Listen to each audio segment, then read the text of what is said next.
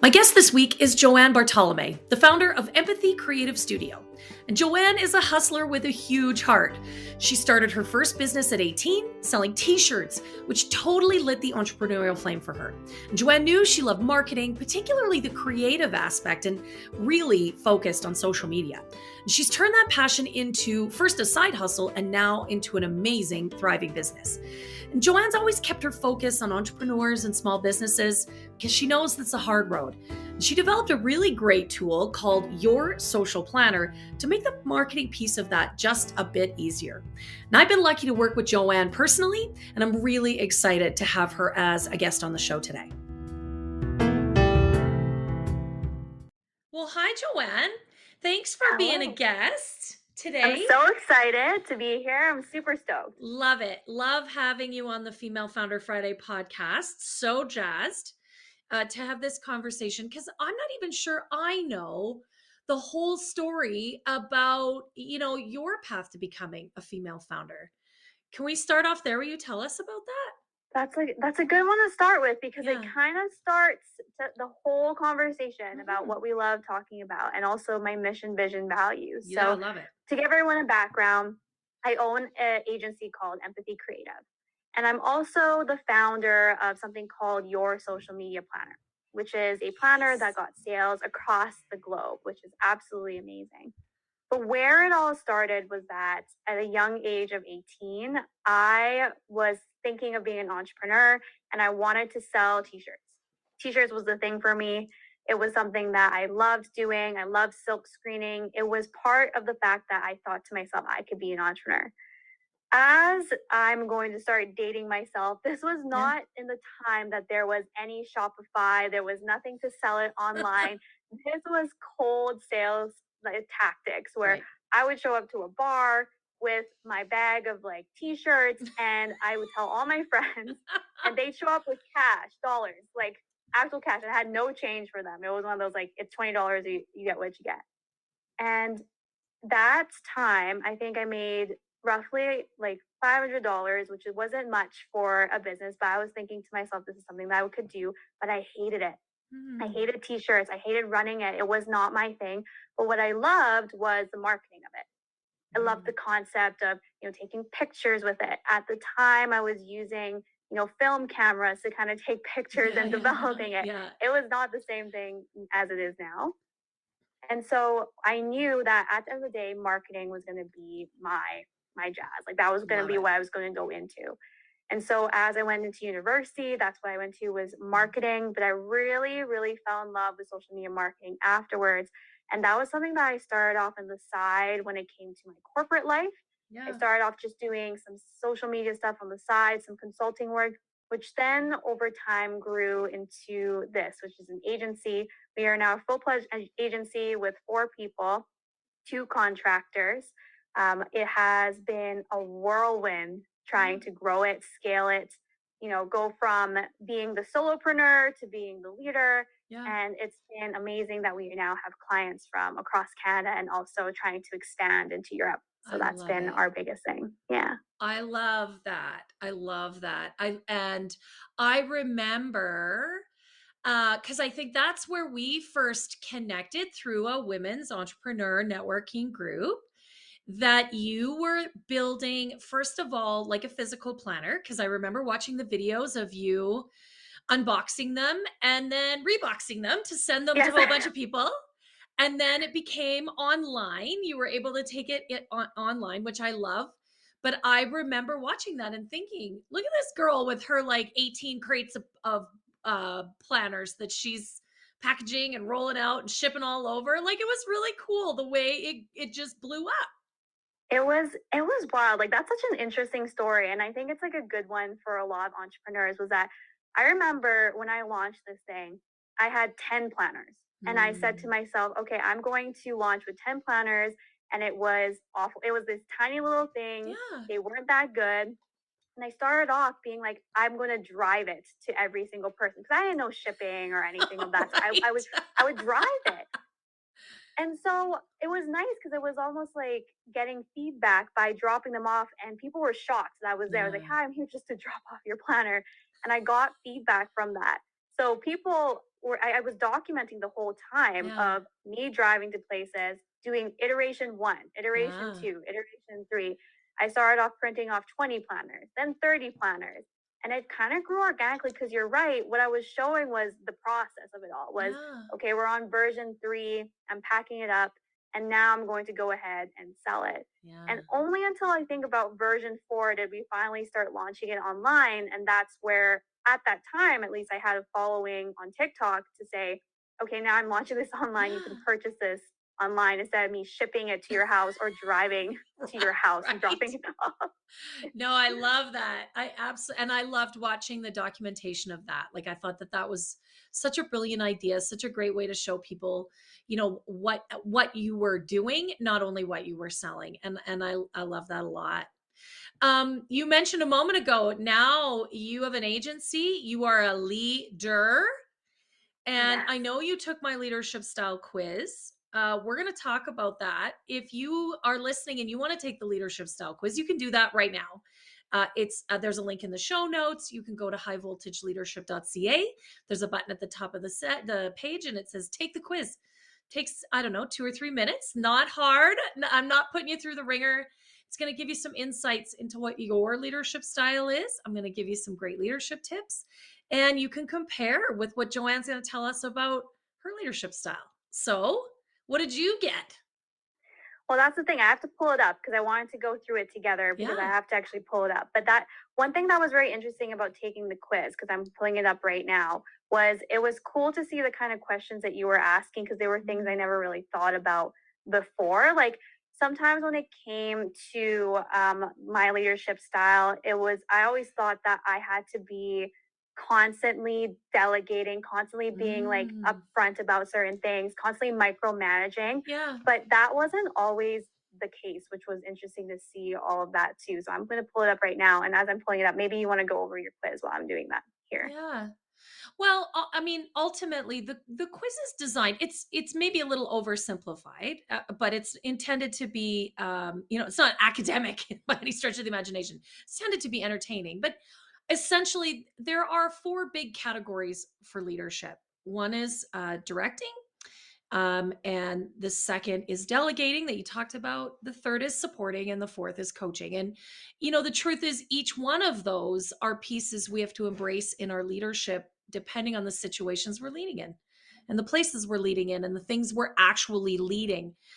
But it is important to understand which one of those is the style we gravitate to, so that we can understand what it helps us with and where it might get in the way. So I don't know. Did you get it up, Joanne? You got it there? Yeah. And so for me, it was like I'm big in supporting. That's the big That thing. makes It's sense. like I love supporting. It was something that I found very encouraging. But I've also noticed that you brought this up was it gets in the way. Yeah. Like it's almost like you can be sometimes over helpful or you can try to overly support, right? Like it goes both ways where it's like, so I would love to provide everyone with all the information. I'm the type of person that loves the concept of constantly, providing knowledge is what I do. And I always love the thing of nurturing because I'm a very big nurturer as well. But as you know, when it comes to leadership styles too, it's about figuring out what other people like working as well. So for example, in our team, we use the DISC assessment. Yeah. Everybody that comes into our team has to take the DISC assessment. The DISC assessment allows us to understand how they like to work. So do they like to work with no interruptions? Like, do they like to work by constantly collaborating on something? That was always really interesting to see because sometimes when I'm thinking I'm being supportive, perhaps they would just like a moment to not be interrupted and like get their workflow kind of going in that creativity. Right. So that's where it's been an interesting shift for me as a leader to understand how other people work and how I could support them in the way that they need it the most. I love that. First of all, I love that you use an assessment as a tool. Those assessments are not meant to, disregard someone in a recruitment process. I've certainly had clients that are like, well, we have them take an assessment, and if they don't fit, we don't hire them. Yeah, that's not it either. It's really intended to give you insights. And I love that that's exactly the way to use it. And I think with every single one of those leadership styles, you're right. We can overdo it. It's a fine balance. in every leadership scenario. And yes, as a supportive leader, you're helping. But in fact, depending on the individual and the circumstance, they may see it as Joanne could probably just get out. I'm like, I don't need any more help, Joanne, right? Like, Yeah. leave me alone. Let me do my thing. So I love your awareness of that. I think that's Yeah. really important. And that's exactly what the quiz is for, just to give you some insights, right? Well, it was really great too, because after doing the quiz as well, there were questions there that were very simple, which I loved. It was nice because something I do on my team is one-on-ones. So it's a one-on-one feedback loop where it's not necessarily actually me giving them feedback. It's the other way around. It's Yeah. their 1 hour time that they can give me the feedback. It was interesting because some of the stuff when it came to the supportive style actually got brought up during our one-on-one. And it was nice to see how it matched up because now I was so much more aware of it in comparison to just doing our one-on-ones without knowing, of course, the Yeah. leadership. First of all, let me say, doing a one-on-one with your team is really impactful, and asking for their feedback. When we're willing to be vulnerable and have our team give us that information that sometimes, maybe is a little hard to hear or we weren't aware of, and we feel like, wow, I should have known that. I'm the boss, right? That's actually really important, and sort of embracing that space where it is a dialogue, not a direction, I think is really important. So good for you for doing that. I think that's so smart. I recommend that to all of my clients. But also that the quiz gave you some insights to match up with that feedback, I think is really critical. Being able to look at it from the inside out as a leader. That's important.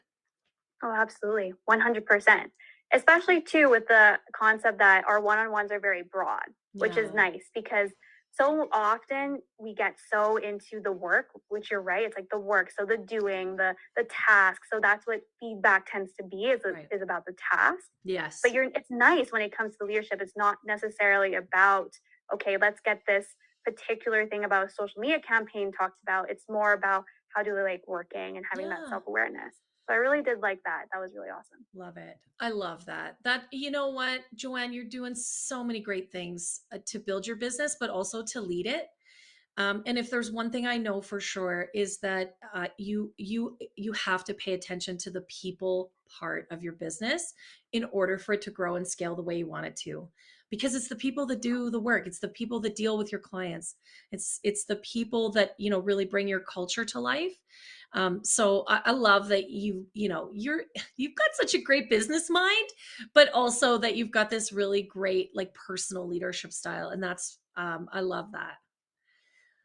Too. Yeah, it's Awesome. been really cool, especially Yeah. because I learned leadership a lot, probably with you as well, through corporate. Yeah. And corporate style it doesn't necessarily mean that it has to work in the small business world as well. No. Like there's so many different tactics when it came to it.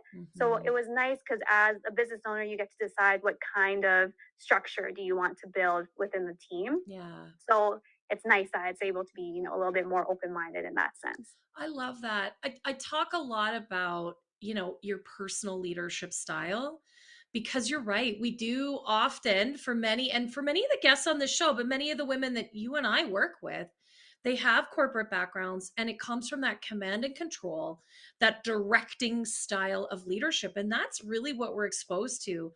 And there are other ways to lead. And I think it's important to find the way that feels right and feels authentic for each and every one of us, right? That's how we show up as our best in our own business. I know. Yeah, I love that Agreed. you brought that up. Thank you. Thank you for putting that one over the plate for me. I want to ask you, because this is always a great question. Where have you screwed it up, messed it up, made mistakes? And what have you learned? I've made so many. I think we've messed up so much, like so many different times. There's one example I think, and it goes with leadership. So I think this is a really, really good one. Mhm. Is there has been time. So I'm going to give everyone a perspective of where I was. Yeah. Okay, so during this time, I think money is very difficult to talk about, and the reason I Yeah. talk about is because I want people to know that as entrepreneurs, we struggle with this a lot. Yeah. So imagine being you're $10,000 in debt already because you knew you needed to take some money out. On top of that, you have payroll that you have to pay the next day, and you also have to manage your clients along with pay with yourself. It's a lot to juggle. So I want to really acknowledge that. One time that I really did mess up when it came to all of this is really hiring my first employee. This is something I will forever never forget. And it wasn't necessarily anything wrong with the employee. There was nothing wrong with them. It was more about what did I need to set up so that way I didn't end up losing any more money, or there were like expectations that weren't set. So I onboarded this individual and it was a great onboarding experience for them, but I never set out expectations to the point that it became so confusing about what was the role expectation, who's communicating with the client, to the point that I didn't have a transition period where I ended up losing my biggest client. Oh no. And it wasn't necessarily that the biggest client was angry about it. It was just that it wasn't smooth. I could have created processes or procedures, or I could have, onboarded a little bit better, or I could have communicated that we were still in training. Like it was still a training period for an individual. And so this is a lesson that I will forever learn, is that relationships can be rebuilt. This is a big thing, is that the client still works with us now. It was something that I could rebuild. It was something that while I lost them then, it wasn't just a door closed. It can always come back. It was just of the sense that, Joanne, like sometimes you bite off more than you can chew. And you can, you kind of need to just remember to be patient and take your time, and that everyone is not going to be you. And and that it was really tough, because when you lose your biggest client, you're already in debt. You're scrambling. It puts a lot of pressure on for an entrepreneur. Yeah, it sure does. It sure does. Yeah. I can feel your pain in that lesson. I mean, you're well past that now, but I think for a lot of entrepreneurs, that hiring that very first employee, contractor being one thing, but employee sort of being next level, that is a really important step for you as an individual, but also in your business, right? Yeah, absolutely. Huge mistakes that are being made with that, but that's okay, because we learn through it, we grow from it. And I've learned so much. And so that's one thing that I've messed up on. The second thing that I've messed up on multiple times, that's more on the funnier side of this, is that we manage so many social media accounts that how many times I've accidentally uploaded my client stories onto my own personal stories. So how many times all of you have seen that there is a promo for a facial on my stories that is not necessarily for me? I'm so sorry, everybody. It happens so many times. I love that. Well, at least it keeps your social profile looking, up to date, and also and variety. But yes, I can imagine trying to manage all of those different IDs and different things, and on your phone and on your lap, that's a lot. That's a lot of moving parts. A lot of moving parts. And now we have things in place to make that stop happening, but thank goodness I caught it then. I love it. I want to go back to your first piece, because I think a lot of entrepreneurs, I hear from them that that's a space where it does end up costing them, at the very least, time, but it can cost money through some client attrition if you don't do that space, if you don't hire that first person properly. What would you do differently? Or what do you do differently now that makes it work more effectively? Something that's huge on leadership, and this is something that I think you iterate a lot, is focusing and taking the time to do mission, vision, values. Yeah. And this is something that I really wish I did in the beginning, because if I really paid attention to some of those pieces of mission, vision, values, I would have communicated to the client that, hey, this is what we're doing. Here's a new hire. Mm-hmm. And I would have also communicated that the same way, to build a relationship from the ground up, with the idea that it's not going to be perfect right away, that there is a transitional period. Yeah. Another thing too is that as business owners, we have so much going on in our head that documentation is so important. And small things that I didn't realize are important that I do. Like, for example, something that I always love doing is sending a thank you card or a thank you email after I meet with somebody. Thank you so much for the meeting. Here's a recap of what we discussed. And here's what we're going to do to move forward. And I thought that was just a small, tiny thing that, that doesn't need to be documented. But in reality, as business owners, every little action that we do, every little thought that we do, the way we do things, the processes, all need to be documented so that way people know that that's kind of the level of service that you provide. And so Yeah. that way moving forward, that will be reiterated. Yeah. So things like email templates, or even things about tone, or how are we going to show up with exclamation marks and emojis versus, like periods. It creates a different atmosphere. And that's where I feel as though if I had just taken that time to really focus on mission, vision, values, and that tone, it would have established a little bit more when it comes to documentation and also processes, procedures. Yeah. So that's huge and important for me when I hired first. I think that that is a really important point. And let me drive it home by saying your employees are not mind readers. They do not have a crystal ball. They are not psychic, and they cannot get your thoughts out of your brain unless you give them the thoughts through your mouth or through your words in some format. And that maybe sounds a little bit cheeky, but I think you're right. When we start our own business, we're a solopreneur, some of us for several years. And then we start to add team around us. And somehow we just assume that by osmosis, these new people are just going to automatically understand what we do and how we do it and why it's important. No, that's actually not how it works. So you're right. You've got to start with what's your why? The mission and the vision. Yeah. How do you do it through your values and behaviors? And then creating, I mean, people talk about, standard operating procedures. It doesn't have to be that complicated. Just do some Loom videos or talk people through it the first time. Share screens. Like our technology enables us, but you cannot, and I work with clients every day. Well, they didn't do this thing right. Well, I always want to wind it back. Let's talk about, did they know that was the expectation? Did they know they were supposed to do that? Did you tell them that explicitly? And did you show them how to do it? Because if you didn't tell them and you didn't show them, it's not really their accountability at all. Oh, it was in the job description. Well, the job description doesn't tell them how to make it happen. It just says that's their responsibility. So of course. I think you nailed it. I think that's part of the problem, is that we sometimes don't know how to get it out of our head so we can give it to someone else. Exactly. Yeah. And I had the mindset, and this was my mistake, was, oh, it's just easier if I just do it. So I'll just do it real quick, right? Like that 15 minutes. But then that 15 minutes just compounds day in, day out. And I'm like, you know what? If I just spent an hour explaining this to somebody, I probably would save myself hours down the road for doing this 15 minutes every single day. Yeah. So it's like, it's very interesting, because you're right. It doesn't have to be like a long document, because I always thought to myself, oh my goodness, I have to write this long manual. No. If you look through our Google Drive, it's just videos. It's me going, okay, here's our filing system. Yeah. And here's how I like these things done. And it's a 3-minute video tops. They get to watch it, and now it's set. Yeah. So that's something that I never had before. I never thought it was going to be important. But now as I'm going through, I'm going, okay, this is so important moving forward. I love your point there. Use the technology to create a library.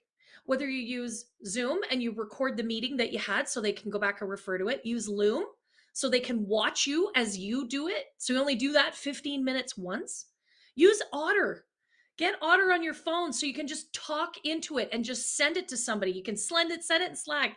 You can put it in your Google Drive. Like, use the tech to help you delegate and give accountabilities to others more effectively. I love that.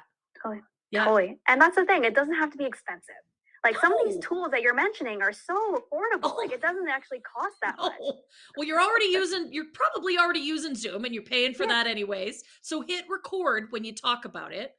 Loom, I mean, I think they give you a couple minutes for free. And even if it's a paid subscription, it's not a lot. I do pay for Otter because I get ideas. Some people get ideas in the shower. I get them in the car. Yeah.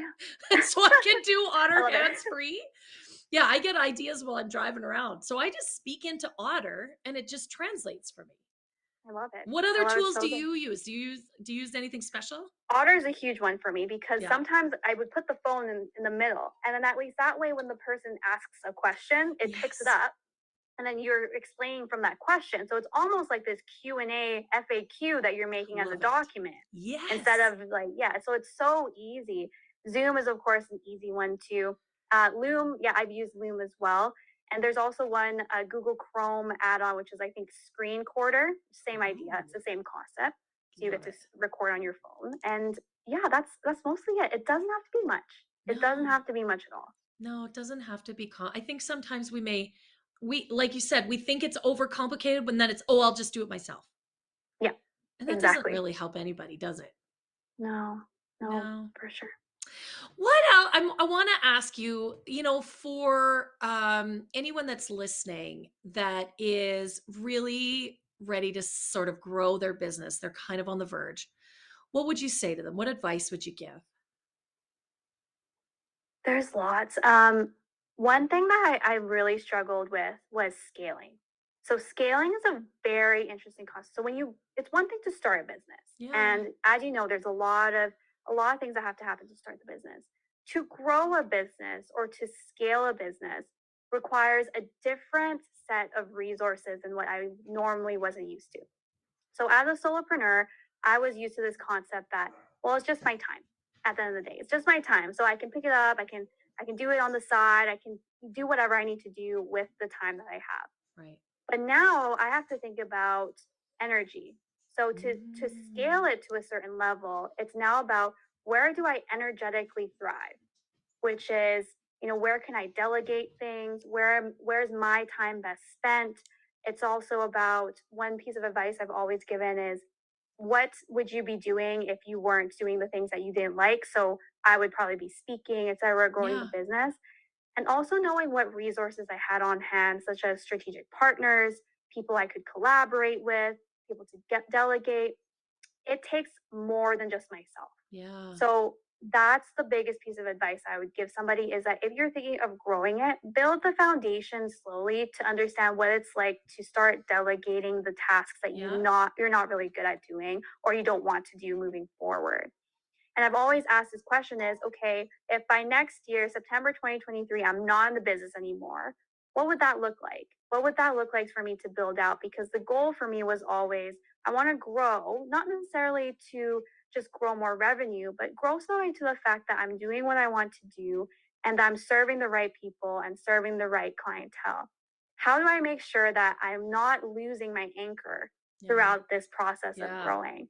And it goes back to that mission, vision, values. It goes back to reiterating how many times I've reiterated my values and gone back to see, is this still relevant? Yeah. And one thing that I've always done is build out our process. So when it comes to our process, it's not necessarily about, okay, I'm going to acquire a client, send over a form, and then do the work for them. I'm thinking about, how do they feel at each stage of the process? Love that. And can I document how they feel? So if they come in and they're feeling very confused or they're feeling like they're sad or worried, what can I do to make sure that they feel valued? Yeah. Is it a thank you card? Is it an email that sends them just a reiteration of what we're doing? Is it re-educating them on the process? And that allowed me to grow and scale so much faster, because now I'm not just thinking about how do I acquire more clients, it's how do I work with the clients I currently work with right now, but make the experience so great that I can offboard this in the future. I love so that's the biggest piece of advice I would give. Oh, that's amazing. That is amazing advice. Thank you so much for that. That is, I think that's really going to give everyone that's listening, including me, something to really think about. So thank you so much. There's so much more to talk about here, but we kind of got to end it here, I think. And I am so grateful for all of your sharing and all of the thoughtful conversation we've had today. I appreciate it too. It was so, so good. Yeah. Awesome, Joanne. Thanks so much. Thank you.